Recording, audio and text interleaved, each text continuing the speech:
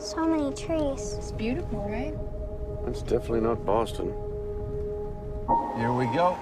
Okay, so what do you think? Wow. This whole place is ours? I even got him to throw in a whole forest as a new backyard.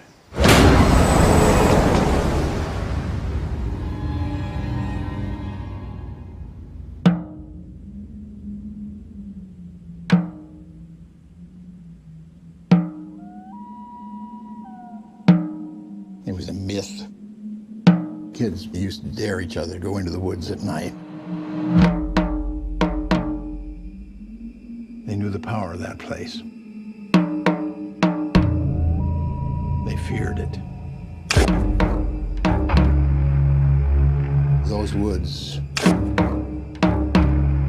belong to something else.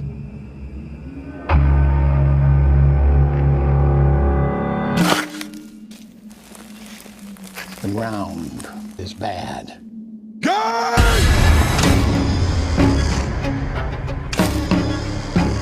It may be just some crazy folk tale, but there is something up in those woods. There's something that brings things back.